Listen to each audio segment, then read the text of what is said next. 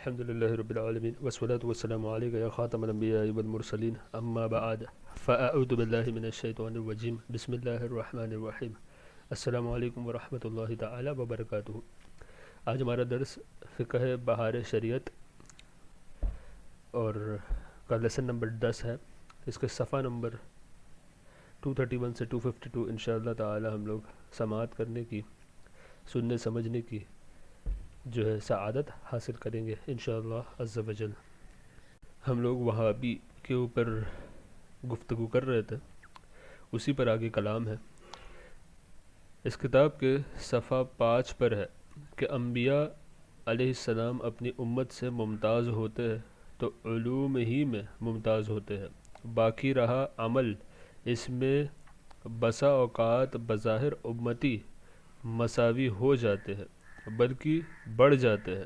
یعنی وہ کہہ رہا ہے بے وقوف وہابی لوگ کہ امتی اگر عمل کرے تو وہ انبیاء کے برابر مقام پہنچ سکتا ہے، یا بعض اوقات بسا اوقات ان سے بڑھ بھی جاتا ہے اس میں، معاذ اللہ۔ اور سنیے، ان قائل صاحب نے حضور صلی اللہ تعالی علیہ وآلہ وسلم کی نبوت کو قدیم اور دیگر انبیاء کی نبوت کو حادث بتایا۔ صفحہ 7 میں ہے کیونکہ فرق قدم نبوت اور حدوث نبوت باوجود اتحاد نوعی خوب جب ہی چسپاں ہو سکتا ہے۔ اللہ اکبر۔ کیا ذات و صفات کے سوا مسلمانوں کے نزدیک کوئی اور چیز بھی قدیم ہے؟ نبوت صفت ہے اور صفت کا وجود بے موصوف محال، یعنی امپاسبل۔ جب حضور اقدس صلی اللہ تعالی علیہ وآلہ وسلم کی نبوت قدیم غیر حادث ہوئی تو ضرور نبی صلی اللہ تعالی علیہ وآلہ وسلم بھی حادث نہ ہوئے بلکہ ازلی ٹھہرے، اور جو اللہ تبارک و تعالی اور صفات الہیہ کے سوا کسی کو قدیم مانے با اجماع مسلمین کافر ہے۔ اس گروہ کا یعنی وہابیوں کا اس گروہ کا یہ عام شیوہ ہے کہ جس امر میں محبوبان خدا کی فضیلت ظاہر ہو، طرح طرح کے جھوٹی تاویلات سے اسے باطل کرنا چاہے، اور وہ امر ثابت کریں گے جس میں تنقیص یعنی کہ جس میں نقص نکالے جا سکے، جس میں عظمت اور شان کو گھٹایا جا سکے۔ مثلاً براہین قاطعہ صفحہ نمبر 51 میں لکھ دیا کہ نبی صلی اللہ علیہ وآلہ وسلم کو دیوار کے پیچھے کا بھی علم نہیں، معاذ اللہ، اور اس کو شیخ محدث دہلوی رحمۃ اللہ تعالی علیہ کی طرف غلط منسوب کر دیا، بلکہ اسی صفحہ پر وسعت علم نبی صلی اللہ علیہ وآلہ وسلم کی بابت یہاں تک لکھ دیا کہ الحاصل غور کرنا چاہیے کہ شیطان اور ملک الموت کا حال دیکھ کر علم محیط زمین کا فخر عالم کو خلاف نصوص قطعیہ کہ بلا دلیل محض قیاس فاسدہ سے ثابت کرنا شرک نہیں تو کون سا ایمان کا حصہ ہے کہ شیطان اور ملک الموت کو یہ وسعت نص سے ثابت ہے۔ فخر عالم کو وسعت علم کی کون سی نص قطعی ہے کہ جس سے تمام نصوص کو رد کر کے ایک شرک ثابت کرتا ہے؟ اللہ اکبر۔ جس وسعت علم کو شیطان کے لیے ثابت کرتا اور اس پر نص ہونا بیان کرتا ہے، اس کو نبی صلی اللہ علیہ وآلہ وسلم کے لیے شرک بتاتا ہے، تو شیطان کو خدا کا شریک مانا اور اسے آیت اور حدیث سے ثابت جانا۔ بے شک شیطان کے بندے شیطان کو مستقل خدا نہیں تو خدا کا شریک کہنے سے بھی گئے گزرے۔ ہر مسلمان اپنے ایمان کی آنکھوں سے دیکھے کہ اس قائل نے ابلیس لعین کے علم کو نبی صلی اللہ علیہ وآلہ وسلم کے علم سے زائد بتایا یا نہیں؟ ضرور زائد بتایا۔ اور شیطان کو خدا کا شریک مانا یا نہیں؟ ضرور مانا، اور پھر اس شرک کو نص سے ثابت کیا۔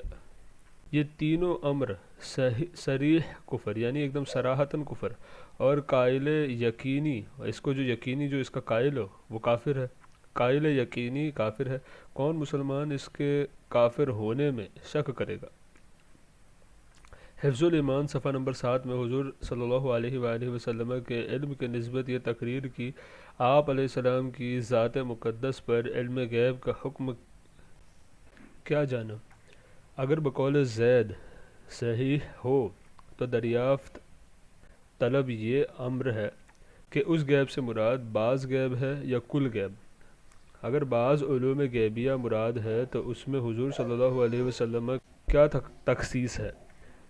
ایسا علم غیب تو زید اور عمر اور بلکہ ہر صبی و مجنون بلکہ ہر جمیع حیوانات اور بہائم کے لیے بھی حاصل ہے۔ اللہ اکبر۔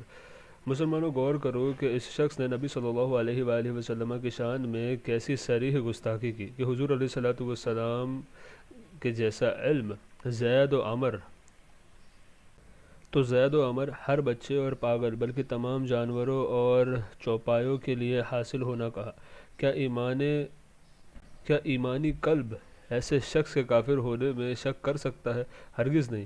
اس قوم کا یہ عام طریقہ ہے کہ جس چیز کو اللہ تبارک و تعالی اور رسول صلی اللہ علیہ وسلم نے منع نہیں کیا بلکہ قرآن و احادیث سے اس کا جواز ثابت، اس کو ممنوع کہنا، اس پر ممنوع کہنا یعنی اس کو منع کہنا تو درکنار یعنی دور کی بات ہے، اس پر شرک اور بدعت کا حکم لگا دیتے ہیں، یعنی کوئی چھوٹی موٹی چیز نہیں، سیدھا شرک اور بدعت پہ آ جاتے ہیں لوگ۔ مثلا مجلس میلاد شریف اور قیام و ایصال ثواب اور زیارت قبور اور حاضری بارگاہ بے کس پناہ سرکار مدینہ طیبہ اور صلی اللہ علیہ وسلم اور عرس بزرگان دین اور فاتحہ صوم اور چہلم اور استمداد با ارواح انبیاء اور اولیاء اور مصیبت کے وقت انبیاء اور اولیاء کو پکارنا وغیرہ۔ بلکہ میلاد شریف کی نسبت تو براہین قاطعہ صفحہ نمبر 148 میں یہ ناپاک لفظ لکھا، یہ ہر روز کا اعادہ ولادت کا تو مثل ہنود کے سانگ کنہیا کی ولادت کا ہر سال کرتے ہیں۔ نہیں، آپ لوگوں کو پتہ ہوگا یہ ہندوؤں کا بھگوان ہے، تو اس کا بھی ایسا ہوتا ہے کہ سال میں جب اس کی ولادت کا جب دن ہوتا ہے کچھ، تو اس کے دن بھی وہ لوگ مجلس قائم کرتے ہیں، یا جو ان کا طریقہ ہے جس طریقے سے وہ لوگ کرتے ہیں اس کو۔ تو یہ بے وقوف براہین قاطعہ میں یہ کہہ رہا ہے کہ میلاد شریف جو ہے اس محفل کی طرح ہے جو ہندو کنہیا کے لیے کرتا ہے، کرشنا کے لیے کرتا ہے، معاذ اللہ۔ آگے اس نے مزید فرمایا، یا پھر مثل روافظ ہے کہ نقل شہادت اہل بیت ہر سال مناتے ہیں، معاذ اللہ۔ سانگ یعنی تماشا آپ کی ولادت کا ٹھہرا اور خود حرکت قبیحہ قابل لوم یعنی بری حرکت، ملامت کے لائق حرکت، قابل لوم اور حرام اور فسق ہے، بلکہ یہ لوگ اس قوم سے بڑھ کر ہوئے، یعنی وہ مسلمانوں کو، اہل سنت کو جو میلاد شریف مناتے ہیں اس کو ہندوؤں سے بھی آگے بڑھ کر کہہ رہا ہے کہ وہ اس سے بھی بیکار ہے، اس سے بڑھ کر ہوئے کہ وہ لوگ یعنی ہنود لوگ جو ہے وہ تو تاریخ معین پر کرتے ہیں، یعنی سال میں ایک بار کرتے ہیں۔ ان کے یہاں یعنی اہل سنت جو میلاد شریف مناتے ہیں، ان کے یہاں کوئی قید ہی نہیں، جب چاہے یہ خرافات فرضی بتاتے ہیں، معاذ اللہ۔ بہت گھٹیا قسم کے لوگ ہیں یہ لوگ، ان کے عقیدے آپ لوگ پڑھیں گے تو یہ سب ایسی باتیں ان لوگوں کی کہ نہ جس کا کوئی سر ہو نہ پیر ہو۔ نمبر 4، غیر مقلدین۔ یہ بھی وہابیت ہی کی ایک شاخ ہے۔ وہ چند باتیں جو حال میں وہابیہ نے اللہ تبارک و تعالی اور نبی صلی اللہ علیہ وآلہ وسلم کی شان میں بکی ہے، غیر مقلدین سے ثابت نہیں، باقی تمام عقائد میں دونوں شریک ہے، اور ان حال کے اشد دیوبندی کفروں میں بھی وہ یوں شریک ہے کہ ان پر ان قائلوں کو کافر نہیں جانتے، اور ان کی نسبت حکم یہ ہے کہ جو ان کے کفر میں شک کرے وہ بھی کافر ہے۔ ایک نمبر ان کا زائد یہ ہے، یعنی ایک اور ایکسٹرا کام ان لوگوں نے یہ کیا، ایک نمبر ان کا زائد یہ ہے کہ چاروں مذہبوں سے جدا، تمام مسلمانوں سے الگ انہوں نے ایک راہ نکالی کہ تقلید کو حرام اور بدعت کہتے ہیں، اور ائمہ دین کو سب و شتم سے یاد کرتے ہیں، یعنی جو امام اعظم ابو حنیفہ، امام شافعی، جو ہمارے ائمہ ہیں نا ان کو جو ہے گالیاں بکتے اور ان کو برا بلا کہتے ہیں لوگ، مگر حقیقتاً تقلید سے خالی نہیں. حقیقت میں ممکن ہی نہیں ہے کہ بنا تقلید کے کر سکے وہ لوگ کوئی بھی کام، لیکن انکار کرتے تقلید کا. ائمہ دین کی تقلید تو نہیں کرتے مگر شیطان لعین کی ضرور مقلد ہے. یہ لوگ قیاس کے منکر ہے اور قیاس کا مطلقاً انکار کفر، تقلید کے منکر ہے اور تقلید کا مطلقاً انکار کفر ہے. مسئلہ: مطلق تقلید فرض ہے اور تقلید شخصی واجب ہے. ضروری تنبیہ: تقلید شخصی جیسے ہم امام اعظم ابو حنیفہ کی تقلید کرتے ہیں نا، کسی شخص کی تقلید، کسی امام کی، ائمہ کی تقلید جو ہم کرتے ہیں، یہ تقلید شخصی ہوتی ہے. ضروری تنبیہ: وہابیوں کے یہاں بدعت کا بہت خرچ ہے. جس چیز کو دیکھے بدعت ہے، لہٰذا بدعت کسے کہتے ہیں اسے بیان کر دینا مناسب معلوم ہوتا ہے. بدعت مذمومہ اور قبیحہ وہ ہے جو کسی سنت کے مخالف اور مزاحم ہو، یعنی بری بدعت جو کسی سنت کے خلاف ہو، جس پہ جو قابل مذمت ہو، اور یہ مکروہ یا حرام ہے. اور مطلق بدعت تو مستحب بلکہ سنت بلکہ واجب تک ہوتی ہے. اس کے علاوہ جو بھی بدعت ہوئی، یعنی بدعت قبیح کے علاوہ اور مذمومہ کے علاوہ جو دوسری بدعت ہے وہ سنت ہو سکتی ہے، مستحب ہو سکتی ہے، واجب تک ہو سکتی ہے.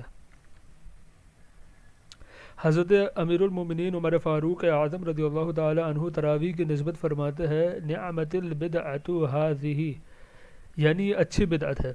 حالانکہ تراویح سنت مؤکدہ ہے. جس امر کی اصل شرع شریف سے ثابت ہو وہ ہرگز بدعت قبیحہ نہیں ہو سکتی، یعنی بری بدعت نہیں ہو سکتی. ورنہ خود وہابیوں کے مدارس اور ان کے وعظ تقریر کے جلسے اس حیت خاصہ کے ساتھ ضرور بدعت ہو جائیں گے، پھر انہیں کیوں نہیں موقوف کرتے؟ ظاہر سی بات ہے پہلے اس طریقے سے وعظ تقریر اور مدرسے وغیرہ اس طریقے سے جیسے ہم لوگ بناتے ویسے نہیں ہوتے تھے نا، مگر ان کے یہاں تو یہ ٹھہرا ہے کہ محبوبان خدا کی عظمت کے جتنے امور ہیں سب بدعت، اور جس میں ان کا مطلب ہو وہ حلال و سنت. ولا حول ولا قوۃ الا باللہ. یہاں پر ہمارا یہ جو ہے ٹاپک اس کا مکمل ہوا، اور اس کے اندر جو ہے مزید ایک چیز بتاتے چلوں کہ یہ غیر مقلدین جو ہوتے ہیں نا آج کل، یہ اہل حدیث کے نام سے زیادہ فیمس ہے اہل حدیث. اور اگر ان کے بارے میں مزید معلومات آپ کو حاصل کرنی ہے تو حضرت مفتی احمد یار خان نعیمی کی ایک بہت ہی معتبر اور اچھی کتاب ہے جاء الحق، اس کتاب کا مطالعہ آپ کر سکتے ہیں. یہ بہت ہی اچھی کتاب ہے، اس میں تمام یہ ساری چیزوں کے جوابات دلیل کے ساتھ دیے ہوئے ہیں. امامت کا بیان. امامت دو قسم ہے، صغرا اور کبرا. امامت صغرا امامت نماز ہے، اس کا بیان انشاءاللہ تعالی کتاب الصلاح میں آئے گا. امامت کبرا نبی صلی اللہ علیہ وسلم کی نیابت مطلقہ کہ حضور علیہ الصلوۃ والسلام کی نیابت سے مسلمانوں کے تمام امور دینی اور دنیاوی میں حسب شرع یعنی شریعت کے حساب سے تصرف عام کا اختیار رکھے، اور غیر معصیت میں یعنی کوئی بھی گناہ والا کام نہیں، غیر معصیت گناہ ہوتی ہے نا، غیر معصیت میں اس کی اطاعت یعنی اس امام کی اطاعت تمام جہاں کے مسلمانوں پر فرض ہو. اس امام کے لیے مسلمان آزاد، عاقل، بالغ، قادر، قریشی ہونا شرط ہے. ہاشمی، علوی، معصوم ہونا اس کی شرط نہیں. ان کا شرط کرنا روافظ کا مذہب ہے، یعنی ہمارے نزدیک جو ہے اہل سنت کے نزدیک قریشی ہم لوگ کافی کر دیتے کہ قریشی ہے تو امامت کبریٰ کے لائق ہے. لیکن یہ جو رافضی لوگ جو ہوتے ہیں ان کا یہ ہوتا ہے کہ یہ علوی بھی اس کے اندر ایڈ کر دیتے ہیں اور ہاشمی بھی ایڈ کر دیتے ہیں اور معصوم بھی ایڈ کر دیتے ہیں. اسی سے ان لوگوں کی جہالت پتہ چلتی ہے. علوی یعنی مولا علی کے جو اولاد میں سے ہو، تو یہ اس لیے کرتے یہ لوگ کہ باقی کے جو 3 خلیفہ ہیں ان کے پہلے، مولا علی کے پہلے حضرت ابوبکر صدیق، عمر فاروق اور عثمان غنی رضی اللہ تعالی عنہم اجمعین، تو ان کی جو ہے خلافت کو باطل قرار دے، اس لیے وہ لوگ یہ شرط بھی ایڈ کرتے ہیں. ان کی شرط کرنا روافظ کا مذہب ہے، جس سے ان کا یہ مقصد ہے کہ برحق عمرائے مومنین خلفائے ثلاثہ ابوبکر صدیق، عمر فاروق اور عثمان غنی رضوان اللہ تعالی علیہ مجمعین کو خلافت سے جدا کرے، حالانکہ ان کی خلافتوں پر تمام صحابہ کرام رضی اللہ تعالی عنہم کا اجماع ہے۔ مولا علی کرم اللہ تعالی وجہہ الشریف اور حضرات حسنین رضی اللہ تعالی عنہما نے ان کی خلافت تسلیم کی، اور علویت کی شرط نے تو مولا علی کو بھی خلیفہ ہونے سے خارج کر دیا، کیونکہ ظاہر سی بات ہے علوی ہونے کے لیے مولا علی کی اولاد میں سے ہونا ضروری ہے۔ اب مولا علی تو مولا علی ہے نا، تو وہ علوی کیسے ہوں گے؟ ان کی اولاد علوی ہوں گی۔ تو اس میں ایکچولی مولا علی کے جو ہے سید دو ٹائپ کے ہوتے ہیں، ایک تو یہ کہ جو بی بی فاطمہ سلام اللہ علیہ کے جو نسل سے ہے، یعنی مولا علی اور بی بی فاطمہ کے عقد نکاح سے جو ہے، یعنی حسنین کریمین سے جو ہے، ان کو ہم سید کہتے ہیں، اور دوسرے مولا علی کے جو دوسری زوجہ سے جو بچے ہوئے نا، ان کو ہم لوگ علوی کہتے ہیں۔ مولا علی علوی کیسے ہو سکتا ہے؟ رہی عصمت، یہ انبیاء اور ملائکہ کا خاصہ ہے، جس کو ہم پہلے بیان کر آئے۔ امام کا معصوم ہونا روافض کا مذہب ہے۔ مسئلہ، محض مستحق امامت ہونا امام ہونے کے لیے کافی نہیں، بلکہ ضروری ہے کہ اہل حل اور عقد نے اسے امام مقرر کیا ہو، یا امام سابق نے۔ یہ جو میں نے ابھی لفظ کہا نا، حل اور عقد، اس کا مطلب ہے دینی اور دنیاوی انتظامی معاملات کو جاننے والے، یا پھر امام جو میں نے دوسرا بتایا، یا تو اہل حل اور عقد یا پھر امام سابقہ نے۔ مسئلہ 2، امام کی اطاعت مطلقاً مسلمان پر فرض ہے، جبکہ اس کا حکم شریعت کے خلاف نہ ہو۔ خلاف شریعت میں کسی کی اطاعت نہیں۔ مسئلہ 3، امام ایسا شخص مقرر کیا جائے جو شجاع اور عالم ہو، یا علماء کی مدد سے کام کرے۔ شجاع سے مراد بہادر۔ مسئلہ 4، عورت اور نابالغ کی امامت جائز نہیں۔ اگر نابالغ کو امام سابقہ نے امام مقرر کر دیا ہو تو اس کے بلوغ تک کے لیے لوگ ایک والی مقرر کرے کہ وہ احکام جاری کرے، اور یہ نابالغ صرف رسمی امام ہوگا، اور حقیقتاً اس وقت تک وہ والی امام ہے۔ عقیدہ نمبر 1، نبی صلی اللہ علیہ وآلہ وسلم کے بعد خلیفہ برحق اور امام مطلق حضرت سیدنا ابو بکر صدیق، پھر حضرت عمر فاروق، پھر حضرت عثمان غنی، پھر حضرت مولا علی، پھر 6 مہینے کے لیے حضرت امام حسن مجتبی رضی اللہ تعالی عنہم ہوئے۔ ان حضرات کو خلفائے راشدین اور ان کی خلافت کو خلافت راشدہ کہتے ہیں کہ انہوں نے حضور صلی اللہ علیہ وآلہ وسلم کی سچی نیابت، یعنی ریئل ریپریزنٹیشن، سچی نیابت کا پورا حق ادا فرمایا۔ عقیدہ نمبر 2، بعد انبیاء و مرسلین تمام مخلوقات الہی انس و جن و ملک سے افضل صدیق اکبر رضی اللہ تعالی عنہ ہے، پھر عمر فاروق اعظم، پھر عثمان غنی، پھر مولا علی رضوان اللہ تعالی علیہ مجمعین۔ جو شخص مولا علی کرم اللہ تعالی وجہہ الکریم کو صدیق اکبر یا فاروق اعظم رضی اللہ تعالی عنہما سے افضل بتائے، گمراہ اور بد مذہب ہے۔ عقیدہ نمبر 3، افضل کے یہ معنی ہے کہ اللہ تبارک و تعالی کے یہاں زیادہ عزت و منزلت والا ہو۔ اس کو کثرت ثواب سے بھی تعبیر کرتے ہیں، نہ کثرت اجر کے، نہ کثرت اجر کے 12 مفضول، یعنی جو کم فضیلت رکھتی ہو، 12 مفضول کے لیے ہوتی ہے۔ حدیث پاک میں ہمراہیان سیدنا امام مہدی کے نسبت آیا کہ ان میں ایک کے لیے 50 کا اجر ہے۔ صحابہ نے عرض کی، ان میں کے 50 کا یا ہم میں کے؟ فرمایا بلکہ تم میں کے۔ تو اجر ان کا زائد ہوا، مگر افضلیت میں وہ صحابہ کرام کے ہمسر بھی نہیں ہو سکتے۔ زیادت درکنار، کہاں امام مہدی کی رفاقت اور کہاں حضور سید عالم صلی اللہ علیہ وآلہ وسلم کی صحابیت۔ اس کی نظیر بلا تشبیہ یوں سمجھے کہ سلطان نے کسی مہم پر وزیر اور بعض دیگر افسروں کو بھیجا، اس کے فتح پر ہم افسر کو لاکھ لاکھ روپے انعام دیے، اس کی فتح پر ہر افسر کو لاکھ لاکھ روپے انعام دیے، اور وزیر کو خالی پروانہ خوشنودی مزاج دیا، تو انعام انہی کو زائد ملا، مگر کہاں وہ اور کہاں وزیر اعظم کا اعزاز۔ عقیدہ نمبر 4، ان کی خلافت برترتیب فضیلت ہے، یعنی جو عند اللہ یعنی اللہ تعالیٰ کے نزدیک افضل و اعلیٰ اور اکرم تھا وہی پہلے خلافت پاتا گیا، نہ کہ افضلیت برترتیب خلافت، یعنی افضل یہ کہ ملک داری اور ملک گیری میں زیادہ سلیقہ، جیسا آج کل سنی بننے والے تفضیلی کہتے ہیں۔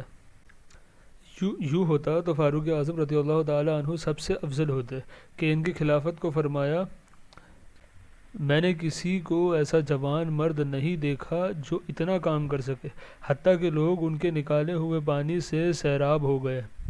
اور صدیق اکبر کی خلافت کو فرمایا، ان کے دوران خواب کنویں سے پانی نکلنے میں کمزوری تھی، اللہ تبارک و تعالی انہیں معاف فرمائے۔ عقیدہ نمبر 5، خلفائے اربعہ راشدین کے بعد بقیہ عشرہ مبشرہ اور حضرات حسنین اور اصحاب بدر اور اصحاب بیت الرضوان کے لیے افضلیت ہے، اور یہ سب قطعی جنتی ہے۔ بے شک، سبحان اللہ۔ خلفائے اربعہ راشدین کے بعد بقیہ عشرہ مبشرہ، یعنی وہ 10 صحابی جن کو جنت کی بشارت ملی ہے نا، تو بقیہ عشرہ مبشرہ، کیونکہ یہ 4 تو اس میں تھے ہی عشرہ مبشرہ میں، تو بقیہ 6 بقیہ عشرہ مبشرہ اور حضرات حسنین، پھر حضرات اصحاب بدر، پھر اصحاب بیت الرضوان کے لیے افضلیت ہے۔ عقیدہ نمبر 6، تمام صحابہ کرام رضی اللہ تعالی عنہم اہل خیر اور صالح ہے، اہل خیر و صلاح ہے اور عادل، اور ان کا جب ذکر کیا جائے تو خیر ہی کے ساتھ ہونا فرض ہے۔ آج کا ہمارا درس یہی مکمل ہوا۔ آپ تمام سے دعا کی گزارش ہے۔ السلام علیکم ورحمۃ اللہ تعالی وبرکاتہ۔